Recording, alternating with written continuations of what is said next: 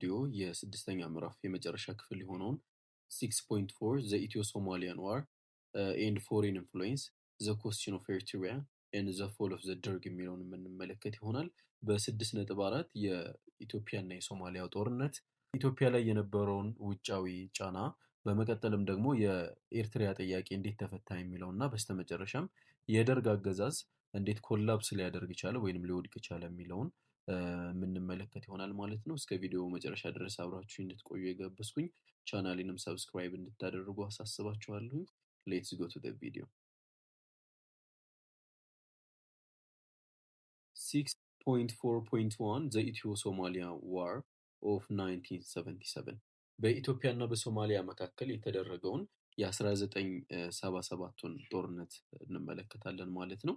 The Ogaden region has been an area of conflict between Ethiopia and Somalia, particularly since Somalia became independent in 1960s ማለት ነው። በኦጋዴን ክልል አማካኝነት በኢትዮጵያና በሶማሊያ መካከል ግጭት ተፈጥሮ ነበረ ማለት ነው።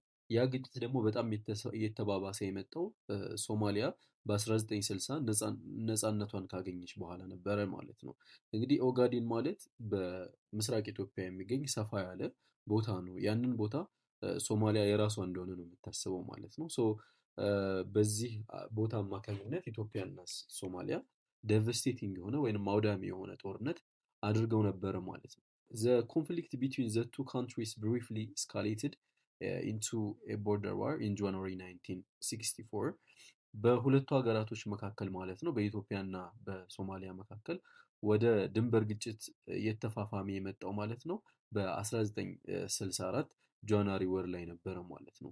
1964 ላይ የነበረው ጦርነት በኦኤዩ አማካኝነት ወይንም ደግሞ በአፍሪካ ህብረት አማካኝነት እታች ላይ እዚህ ላይ እንደምንመለከተው ለጊዜውም ቢሆን ሊፈቱት ሞክረው ነበረ። ነገር ግን ይህንን ግጭት ለአንዴና ለመጨረሻ ጊዜ መፍታት ስላልቻሉ በሁለተኛ የጦርነት ዙር 1977 ላይ መልሰው ሁለቱ ሀገራቶች ወደ ጦርነት እንደሚገቡ ዝቅ ብለን እንመለከታለን ማለት ነው። The major reason for the war was the political agitation of a new Republic of Somalia that was committed to bringing all Somali-speaking territories under one of 5-pointed star in the Somalian flag ማለት ነው። የመጀመሪያውና ዋነኛው ምክንያት በኢትዮጵያና በሶማሊያ መካከል ግጭቱ ሊቀሰቀስበት የቻለበት ምክንያት ሶማሊያ እርግጠኛ ነበረች። በምንድን ነበር እርግጠኛ የነበረችው? ወደ 5 የሚሆኑ ሶማልኛ ቋንቋ የሚናገሩ ግዛቶች ነበሩ። እነዛ ግዛቶች ሶማሊያ ውስጥ ብቻ አይገኙም። በሰሜን የኬንያ ክፍል እንዳልኳችሁ፣ በኢትዮጵያ በምስራቁ ክፍል ኦጋዴን ላይ፣ እንዲሁም በጅቡቲ የሶማልኛ ቋንቋ የሚናገሩ ህዝቦች አሉ። እነዛን ህዝቦች በአንድ ለማምጣት ሶማሊያ ትፈልግ ነበረ ማለት ነው። የመጀመሪያውና ዋነኛው ምክንያት ለግጭቱ መነሳት እነዚህን አሁን የጠቀስኩላችሁን ግዛቶች ወደ አንድ ለመሰብሰብ ፍላጎት ስለነበራት ነበረ ማለት ነው። ያንንም ፍላጎቷን እንዴት ማሳካት ትፈልግ ነበረ? 5-pointed star in the Somalian flag ይለናል መጽሐፋችን።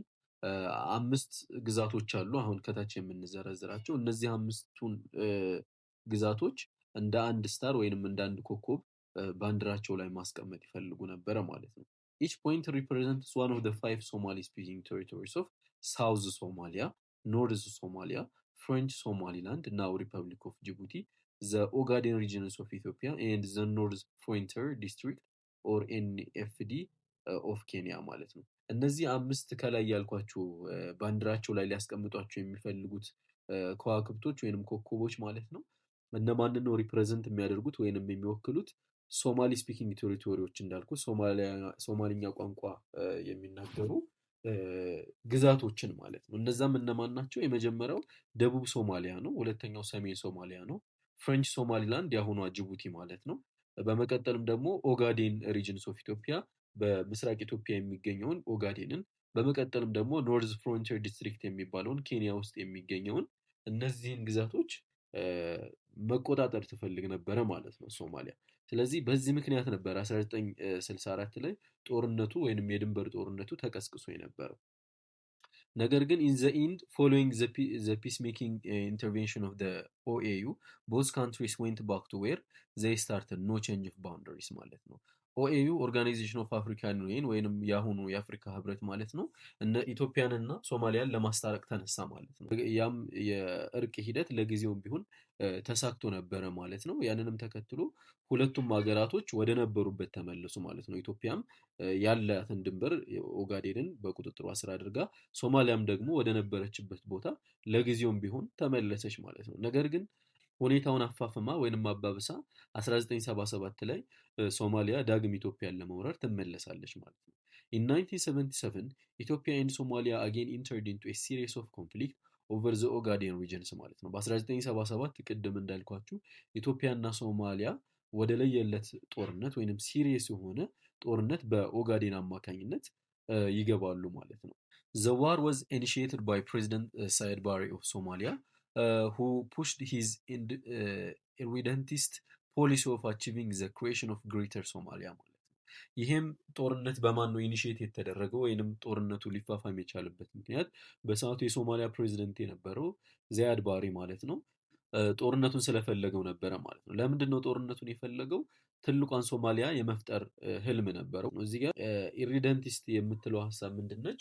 አንድ ሀገር ነፃ ከወጣች በኋላ ሌላ ሀገር ላይ ወደ ሀገሯ ያልተቀላቀለ ግዛት አለኝ ብላ ካሰበች ያ ምን ይባላል? ኢሪደንቲስት ይባላል ማለት ነው። ሶ ይህንን ኢሪደንቲስት የሆነውን ሀሳቡን ወይንም ደግሞ ኦጋዴን የሶማሊያ ናት ብሎ ያስብ ስለነበረ ይህንን ህልሙን ለማሳካት ዚያድ ባሬ ጦርነቱን አስጀመረው ማለት ነው።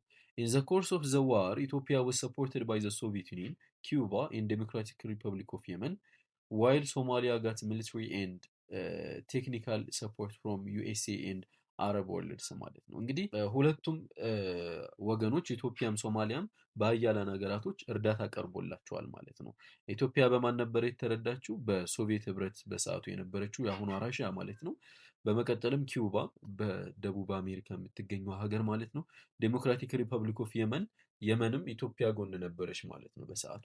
ሶማሊያን ደግሞ ማንና ማን ነበሩ ሲረዷት የነበሩት?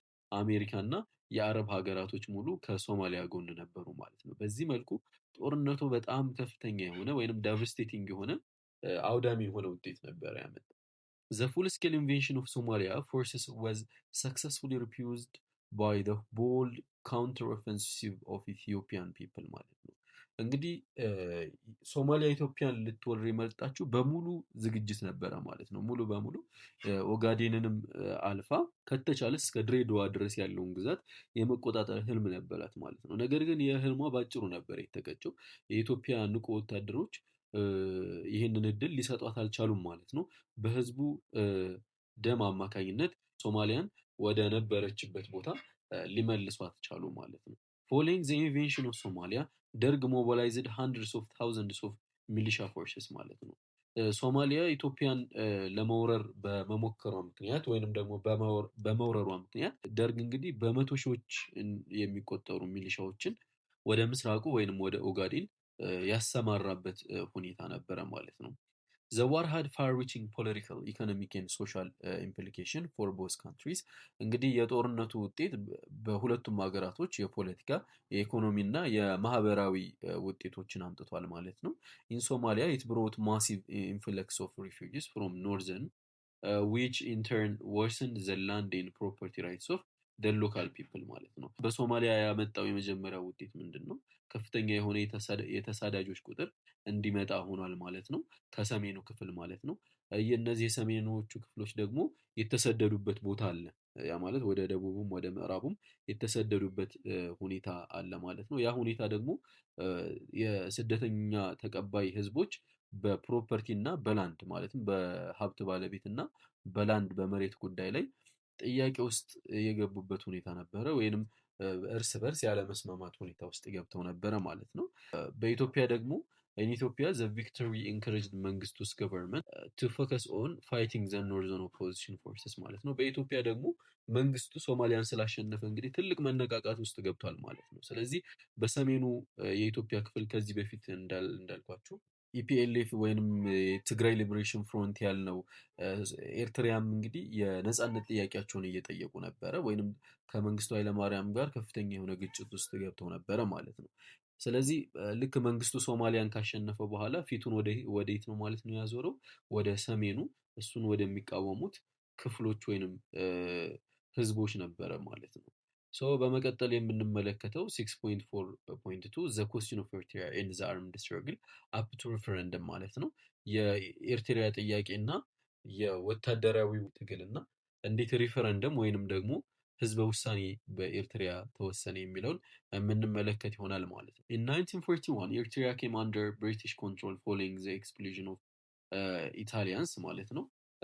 በ1941 እንግዲህ ንጉሠ ነገሥቱ ከግዞት ከተመለሱ በኋላ ከዚህ በፊት እንደተመለከት ነው ኤርትራ በማን እጅ ወደቀች ማለት ነው? በእንግሊዝ እጅ ወደቀች ማለት ነው። ከዛ በፊት ግን በማን እጅ ነበረች? በጣሊያን እጅ ነበረች ማለት ነው። ሶ ጣሊያኖች በሁለተኛው የዓለም ጦርነት መሸነፋቸውን ተከትሎ እንግሊዝ የተሸናፊ ሀገራቶችን የነ ጀርመንን የነ ጣሊያንን ግዛቶች በራሳቸው እጅ እንዳደረጉ ከዚህ በፊት ተመልክተናል ማለት ነው። ሶ ያንንም ተከትሎ ኤርትራ በእንግሊዝ ቁጥጥር ስር ወደቀች ማለት ነው። ዲውሪንግ ዘ ኔክስት ዲኬድ the fate of the former colony become an international issue ማለት ነው። በቀጣዮቹ አስርተ ዓመታቶች ማለት ነው ከ1941 በኋላ ባሉት ዓመታቶች የኤርትራ ጉዳይ ዓለም አቀፋዊ ጉዳይ ሆኖ ነበረ ማለት ነው። the federation of eritrea with ethiopia in 1952 was the compromised solution recommended in 1950 by United Nations General Assembly እንግዲህ ከዚህ በፊት እንደተመለከት ነው የኤርትራ ኢትዮጵያ ጋር ፌዴሬት የመደረጓ ጉዳይ በጀነራል አሴምብሊ ወይንም ደግሞ በተባበሩት መንግስታት ድርጅት በዋና ስብሰባቸው ነበረ የወሰኑት ማለት ነው። ያንንም ተከትላ ኤርትራ ከኢትዮጵያ ጋር በ1952 ፌዴሬትድ ሆነው ነበረ ማለት ነው። በዛ በፌዴሬሽን ህግ መሰረት ኤርትራ ምን አይነት ስልጣን ተሰጣት ማለት ነው? ኤርትራ was given legislative, executive and judicial power to govern its domestic affairs ማለት ነው። ኤርትራ ምን ስልጣን ተሰጣት? በሀገር ውስጣዊ ጉዳይ ላይ የህግ አውጪ፣ ህግ አስፈጻሚ እንዲሁም ህግ ተርጓሚ ኃይል እንዲኖራት ተደረገ ማለት ነው። በመቀጠልም ደግሞ while the defense, foreign affairs, currency and finance, interstate commerce and communication become the responsibility of Ethiopian government ማለት ነው። በተቃራኒ መልኩ ደግሞ የኢትዮጵያ መንግስት ምን አይነት ስልጣን ተሰጠው ማለት ነው? የዲፌንስ ወይንም ደግሞ የመከላከያ ሰራዊት በኢትዮጵያ ቁጥጥር ስር ነው የሚሆነው። የውጭ ጉዳይ ፎሬን አፌር የምንለው ከረንሲ ወይንም ደግሞ ገንዘብን የማተም ሁኔታ እና ፋይናንስን የተመለከቱ ጉዳዮችን የኢትዮጵያ መንግስት ነው የሚቆጣጠረው። ኢንተርስቴት ኮሜርስ በሀገራቶች መካከል የሚደረገውንም ንግድ የኢትዮጵያ መንግስት ነው የሚቆጣጠረው። ኤንድ ኮሚኒኬሽን ቢከም ዘ ሪስፖንሲቢሊቲ ኦፍ ኢትዮጵያን ገቨርንመንት ማለት ነው። እንዳልኳችሁ እነዚህ ግንኙነትን፣ ዲፌንስን፣ ፎሬን አፌርን፣ የውጭ ጉዳይን የመሳሰሉትን የኢትዮጵያ መንግስት ነው የሚቆጣጠረው። እንግዲህ ስለ ፌዴሬሽን ሀሳቡ ከሌላችሁ ምንድን ነው ፌዴሬሽን ማለት? ሁለት ነፃ ሀገራቶች ይኖራሉ ወይንም ደግሞ ሉዓላዊ ሀገራቶች ይኖራሉ። ነገር ግን አንዱ ሉዓላዊ ሀገር የሆነ ነፃነቱን ያክል ያጣና ወደ ሌላ ሀገር ኮምፖዝድ ይሆናል ማለት ነው። ስለዚህ በዚህ መልኩ ነበር 1952 ላይ ኤርትራ ከኢትዮጵያ ጋር ፌዴሬትድ የሆነችው ማለት ነው። በመቀጠል the subsequent introduction of measures that were contrary to Federal Act of 1952 which thoroughly undermined the countries of Eritrea created discontent among some Eritrean against ኢትዮጵያን ገቨርንመንት ማለት ነው። እንግዲህ ከላይ እንደተመለከት ነው የፌዴራል አክቱ አለ 1952 ላይ በዩናይትድ ኔሽን አማካኝነት የተፈጠረው ፌዴራል አክት አለ። በዚህ ፌዴራል አክት ላይ ከላይ እንደተመለከት ነው ኤርትራ ምን ስልጣን አላት? በሀገር ውስጣዊ ጉዳይ ወይንም ዶሜስቲክ አፌር ላይ ሌጂስሌቲቭ፣ ኤግዜኪቲቭ እና ጁዲሻል ፓወር እንዲኖራት መብት ተሰጥቷታል ማለት ነው። ነገር ግን የደርግ መንግስት ወይንም የመንግስቱ ኃይለማርያም መንግስት ይህንን ስልጣኗን መቀማት ጀመረ ማለት ነው። ይህንን ማድረጉ ደግሞ ለአንዳንድ የኤርትራ ህዝቦች ወይንም ለኤርትራ መሪዎች አልተመቻቸውም ነው ማለት ነው። ወይንም ዲስኮንተንት በዚህ ጉዳይ ላይ ጥያቄ ውስጥ መግባት ጀመሩ ማለት ነው። ያንንም ተከትሎ the discontent finally led to the establishment of a movement known as the Eritrean Liberation Movement ELM in 1958 ማለት ነው። ሶ ይሄ ዲስኮንተንት ወይንም የመንግስታቶቹ ጥያቄ የኤርትራ ህዝቦች ጥያቄ ማለት ነው ምን አይነት እንቅስቃሴ እንዲፈጠር ሆነ? የኤርትሪያን ሊበሬሽን ሙቭመንት ኤርትራ ነፃ እንድትወጣ የሚንቀሳቀሱ ህዝቦች እንዲፈጠሩ ሆነ ማለት ነው። ያም ደግሞ የሆነው በ1958 ነበረ። in 1960 in the meantime a rival organization Eritrean Liberation Front ELF was formed in Cairo dedicated to launching an armed resistance ማለት ነው። ከሁለት ዓመታቶች በኋላ ማለት ነው በ1960 አዲስ ኦርጋናይዜሽን ተፈጠረ። ያም ኦርጋናይዜሽን ደግሞ ምን ይባላል? ኤርትሪያን ሊበሬሽን ፍሮንት የኤርትራ ነጻ አውጪ ግንባር ይባላል ማለት ነው። ያም ደግሞ የተመሰረተው በግብፅ ዋና ከተማ በካይሮ ነበረ። ይህንኛው ግሩፕ ኢኤልኤፍ የሚባለው ኤርትሪያን በአርምድ ሬሲስተንስ ወይም በወታደራዊ መልኩ ነፃ የማውጣት ሂደት ነበረ ማለት ነው። however there was also tension in the different units of ኢኤልኤፍ ነገር ግን በኢኤልኤፍ በኤርትራ ነፃ አውጪ ግንባሮች መካከል እርስ በርሳቸው ትልቅ የሆነ ቴንሽን ወይንም ውጥረት ነበረ፣ አለመግባባት ነበረ ማለት ነው። in 1973 the Eritrean People Liberation Forces የኢፒኤልኤፍ ኦልሶ ኖን አዝ ሻዕቢያ ዊች ሚንስ ፖፑላር ኢን አረቢክ ወዝ ፋውንድድ ማለት ነው። እንግዲህ ሌላኛውና ዋነኛው ኤርትራያን እስካሁንም ድረስ ነፃ ያወጣት ግሩፕ ኢፒኤልኤፍ የሚባለው ነው ማለት ነው። ይህ ኢፒኤልኤፍ የሚባለው በ1973 ነበረ የተመሰረተው። በሌላ ስሙ ምን ይባላል? ሻዕቢያ ማለት ነው። ሻዕቢያ ማለት በአረበኛ ብዙሃን ማለት ነው፣ ወይንም ደግሞ ፖፑላር ማለት ነው። the year 1977 marked the peak of the anti-Derg opposition ማለት ነው። 1977 ላይ ማለት ነው የኤርትራ ህዝቦች ወይንም ደግሞ የኢፒኤልኤፍ ደርግን በመቃወም ከፍተኛ ደረጃ ላይ የደረሰበት ሁኔታ ነበረ። ኢንተርናል ሚሊታሪ አግሬሽን ፍሮም ሶማሊያ ኦፌንሲቭ ፍሮም ኢንተርናል አርምድ ፖለቲካል ግሩፕስ ላይክ ኢዲዩ ኤንድ ዘ ኢፒአርፒ ኤንድ ኢንተርናል ፓወር ስትረግል ፑት ዘ ሚሊታሪ ገቨርንመንት ኦልሞስት ኢን ዘ ቨርጅ ኦፍ ኮላፕስ። እንግዲህ ኤክስተርናሊ ስንመለከት ወይም ከሀገር ውጭ ስንመለከተው ኢትዮጵያን ሶማሊያ ልትወራት መታለች። ስለዚህ ያንን የሶማሊያን ጉዳይ በማስፈጸም ሂደት በጣም ብዙ ወታደሮች፣ በጣም ብዙ ወታደራዊ ቁሳቁሶች የደርግ አገዛዝ አጥቷል ማለት ነው። በተጨማሪም ኢንተርናሊ ወይንም ከሀገር ውስጥ ደግሞ የታጠቁ ኃይሎች አሉ። እነዚህም የታጠቁ ኃይሎች የመጀመሪያው ኢዲዩ የሚባለው ነው፣ ኢትዮጵያን ዴሞክራቲክ ዩኒየን የሚባለው። በመቀጠልም ደግሞ ኢፒአርፒ የሚባለው ግሩፕ አለ ማለት ነው። እነዚህ ግሩፖች የደርግን አገዛዝ በወታደራዊ መልኩ በጣም አዳክመውት ነበረ ማለት ነው። ከማዳከምም በተጨማሪ የደርግ አገዛዝ ወደ መውደቅ ደረጃ የደረሰበት ሁኔታ ነበረ ማለት ነው። after defeating the invading forces of Somalia in 1978 the Ethiopian military forces deployed from the eastern front to the northern front ኤርትሪያ ማለት ነው። እንግዲህ በ1978 ደርግ ሶማሊያን ካሸነፈ በኋላ ፊቱን ወዴት አዞረ ማለት ነው? ወደ ሰሜኑ ግንባር አዞረ ማለት ነው። as a result the Eritrean rebel were forced to retreat to the Sahel ማለት ነው። ያንንም ተከትሎ የኤርትራ አማጽያን ወደ ሳህል በረሃ ሊሰደዱ ይቻሉ ማለት ነው። in 1982 the Derg announced a military campaign named Operation Red Star to solve the Eritrean problem once and for all ማለት ነው። በ1982 ደርግ ምን አይነት ኦፕሬሽን አስተዋወቀ ማለት ነው? ሬድ ስታር ወይንም ደግሞ ቀይ ኮከብ የሚባል ዘመቻን አስተዋወቀ ማለት ነው። ይህ ዘመቻ ደግሞ ምንድነው? የኤርትራን ጉዳይ ለአንዴና ለመጨረሻ ጊዜ ድባቅ ለመምታት ወይንም ደግሞ ለመፍታት ነው ማለት ነው። ኤርትራዎችን አሸንፎ ሙሉ በሙሉ ኤርትራን ከኢትዮጵያ ጋር ለማዋሃድ ነበረ ማለት ነው። however despite initial decisive victories the operation was not successful ማለት ነው። ነገር ግን የደርግ ወታደሮች ወይንም ደግሞ ይሄ ሬድ ስታር የሚባለው ዘመቻ በብዙ መልኩ የተሳካ ቢሆንም ሙሉ በሙሉ ግን ሰክሰስፉል ወይንም ውጤታማ መሆን አልቻለም ነበረ ማለት ነው። ያም የሆነበት ምክንያት there was dissatisfaction among the government forces and the top military commanders were suspected of corruption and treason ማለት ነው።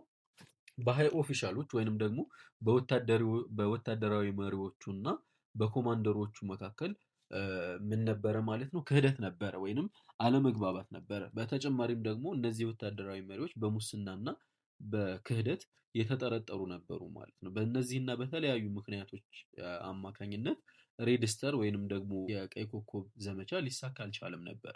the coordinated military offensive of EPLF Eritrean People Liberation Front and the TPLF Tigrayan People's Liberation Front greatly weakened the government forces and forced them to lose battles after battles ማለት ነው።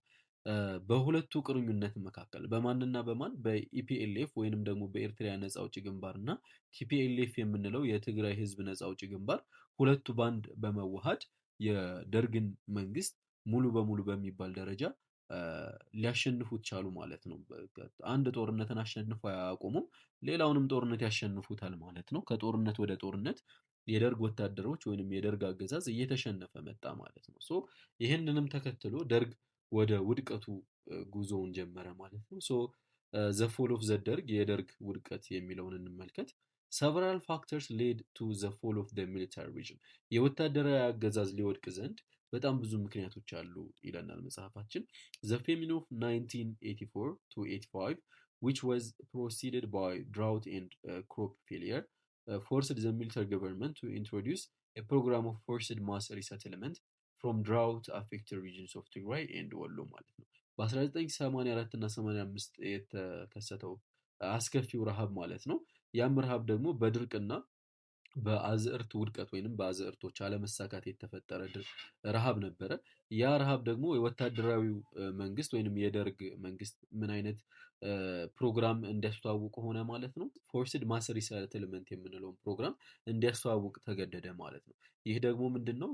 በድርቅ የተጎዱ አካባቢዎች ላይ የሚኖሩ ህዝቦችን በማስነሳት ወደ ፈርታይል ወደሆኑ ቦታዎች በግዴታ የማስፈር ሂደት ነበረ ማለት ነው። ሞስትሊ በድርቅ የተጎዱት ቦታዎች ደግሞ የትግራይ እና የወሎ ግዛቶች ነበሩ ማለት ነው።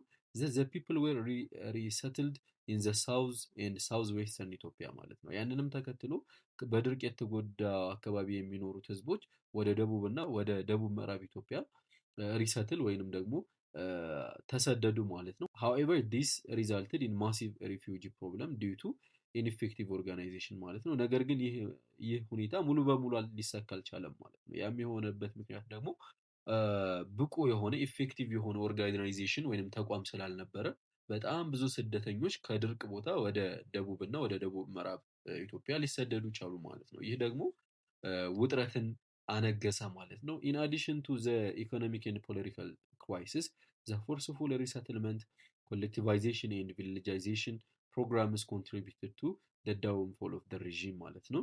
ከኢኮኖሚውና ከፖለቲካው ውድቀት በተጨማሪ ፎርስፉል የሆነ ወይንም ኃይልን ተጠቅሞ ሪሰትል የማድረግ ቅድም እንዳልኳችሁ በድርቅ ከተጎዱት አካባቢዎች ወዳልተጎዱት አካባቢዎች የማድረግ ኮሌክቲቫይዜሽን የምንለው አይዲያ ደግሞ ምንድን ነው? ገበሬዎች በጋራ ሆኖ ያመርቱና ምርቱን በጋራ የሚካፈሉበት ሁኔታ ነው። ያንንም ህዝቡ አልወደደውም ነበረ። በመጨረሻም ደግሞ ቪሊጃይዜሽን የሚባል ፖሊሲ ነበረ። ያ ፖሊሲ ደግሞ ምንድን ነው? ሰፈራ የምንለው ነው ማለት ነው በአማርኛ። እነዚህ ፕሮግራሞች በህዝቡ ዘንድ ተቀባይነት ስላላገኙ ለደርግ ውድቀት እንደ ምክንያት ተጠቃሽ ናቸው ማለት ነው።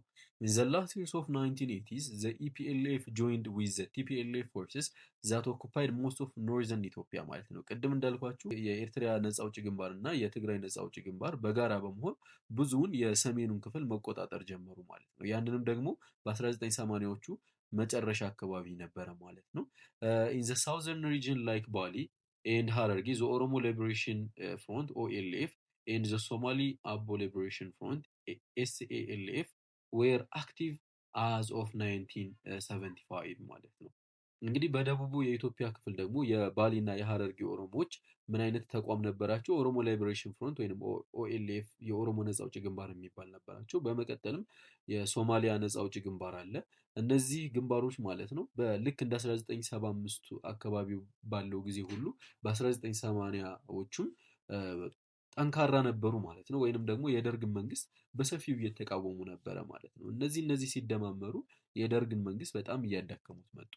The Western Somali Liberation Front WSLF was also active in the Ogaden region. በኦጋዴን ደግሞ WSLF የምንለው ግንባር አክቲቭ ነበረ ወይንም ደግሞ በንቃት የደርግን መንግስት እየተቃወመ መቃወምም ሳይበቃው በወታደራዊ መልኩ እየተጋፈጠ ነበረ ማለት ነው። In the second half of the 1980s, Soviet Russia and other Eastern European countries who were struggling with their internal problems had gradually withdrawn their economic and military assistance to the ደርግ ማለት ነው። ሌላኛውና ዋነኛው ደግሞ ደርግ ሊወድቅበት የቻለበት ምክንያት ምንድን ነው? በ1980ዎቹ የሶቪየቷ ራሽያ ማለት ነው እንዲሁም ደግሞ የምስራቅ አውሮፓ ሀገራቶች በሀገር ውስጣዊ ጉዳያቸው ላይ ተጠምደው ነበረ ማለት ነው። ያንንም ተከትሎ ለደርግ ያደርጉት የነበረው የኢኮኖሚና ወታደራዊ እርዳታ ሙሉ በሙሉ አቆሙ ማለት ነው። እንግዲህ ደርግ በራሱ ምንም የሚያመርተው መሳሪያ የለም። ምንም ያን ያክል የተጋነነ ገንዘብ አልነበረውም ሙሉውን በሚባል ደረጃ። ሶማሊያንም በድጋፍ ነው ያሸነፈው ከህዝቡ ወይንም ደግሞ ከኢትዮጵያ ጀግና ህዝቦች ውጪ ማለት ነው።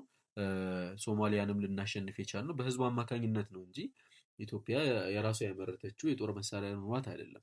ሶ እነዚህ ሀገራቶች ራሽያና የኢስተርን ዩሮፕ ሀገራቶች ማለት ነው ለደርግ የሚያደርጉትን ድጋፍ ሙሉ በሙሉ አቆሙ ማለት ነው። ያንንም ተከትሎ ኢን 1991 ዘ ኢፒኤልኤፍ ኤንድ ዘ ኢፒአርዲኤፍ ኢትዮጵያን ፒፕል ሪቮሉሽነሪ ዴሞክራቲክ ፍሮንት ኢፒአርዲኤፍ ማለት ነው ፎርስስ ላውንችድ ሃይሊ ሰክሰስፉል ኦፕሬሽን ኢን ዜር ሪስፔክቲቭ ኤሪያ ኤንድ ሴኪርድ ሚሊታሪ ቪክተሪስ ዛት ሪዛልትድ ኢን ዘ ኮላፕስ ኦፍ ዘ ሚሊታሪ ሪዥም ማለት ነው። የኤርትራ ነፃ አውጪ ግንባር ወይንም ሻዕቢያ ማለት ነው። በመቀጠልም የትግራይ ነፃ አውጪ ግንባር በኋላ ላይ ኢፒአርዲኤፍ የሚለውን ህገ መንግስት 1995 ላይ ያወጣው የህወሀት መንግስት ማለት ነው። እነዚህ ሁለቱ በመቀናጀት ሰክሰስፉል የሆነ ወታደራዊ ኦፕሬሽን አደረጉ ማለት ነው። ያንንም ተከትሎ ደርግ ሙሉ በሙሉ ሊወድቅ ቻለ ማለት ነው። እንግዲህ በዛሬ ለሰናችን ሶስት ዋና ዋና ነገራቶችን ተመልክተናል ማለት ነው። እነዛም ምንድን ናቸው? የሶማሊያ እና የኢትዮጵያ ጦርነት፣ በመቀጠልም ደግሞ የኤርትራ ጉዳይ እንዴት ተፈታ የሚለውን እና በስተመጨረሻም ደግሞ የደርግ መንግስት ለአንዴና ለመጨረሻ ጊዜ እንዴት ሊወድቅ ቻለ የሚለውን በሰፊውና በጥልቅ ተመልክተነዋል ማለት ነው። በቀጣይ ክፍላችን አዲስ ምዕራፍ እንጀምራለን ማለት ነው which is ዩኒት 7 አፍሪካ ሲንስ 1960 አፍሪካ ከ1960ዎቹ ጀምሮ የነበራትን አህጉራዊ ገጽታ ምንዳስስ ይሆናል ማለት ነው። ለዛሬ በዚህ ላይ እናበቃለን። ቴንክስ ፎር ዋቺንግ ዶንት ፎርጌት ቱ ሰብስክራይብ ቱ ማይ ቻናል።